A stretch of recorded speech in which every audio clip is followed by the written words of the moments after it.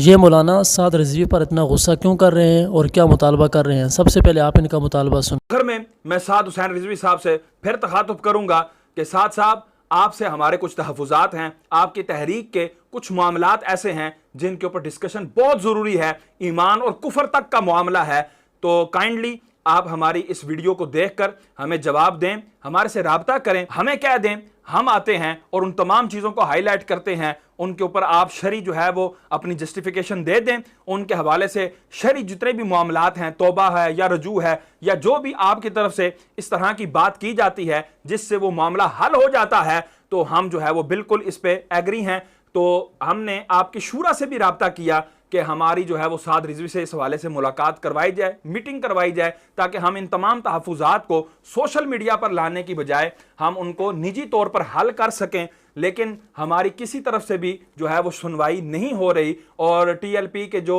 شورا کے تھے انہوں نے بھی کہا کہ جی سعد رضوی صاحب آپ سے ملنا نہیں چاہ رہے، تو کیوں نہیں ملنا چاہ رہے، کائنڈلی اس کی وجہ بیان فرما دیں، لیکن اگر آپ نہیں ملیں گے تو بامر مجبوری اتمام حجت کے بعد ہمیں وہ تمام باتیں سوشل میڈیا پر لانی پڑیں گی، اور سوشل میڈیا پر لا کر، کیونکہ ہمارے پاس صرف ایک یہی پلیٹ فارم ہے جس سے ہم جو ہے وہ مطالبات کر سکتے ہیں، جس طرح مفتی منیب الرحمان سے ہم نے مطالبات کیے، تو کوئی بھی بندہ شریعت کے اوپر جو ہے حاوی نہیں ہے، شریعت سب پر حاوی ہے۔ یہی قاعدہ اگر آپ ذہن میں رکھ لیں گے تو انشاءاللہ میرے سے کوئی گلہ نہیں ہوگا۔ تو ناظرین، آپ نے ویڈیو کلپ دیکھ لیا، تو کیا کہنا چاہیں گے سعد رضوی اور ان مولانا کے بارے میں؟ اگر ویڈیو اچھی لگے تو چینل کو سبسکرائب، ویڈیو کو لائک اور کمنٹس باکس کے اندر اپنی رائے کا اظہار ضرور کریں۔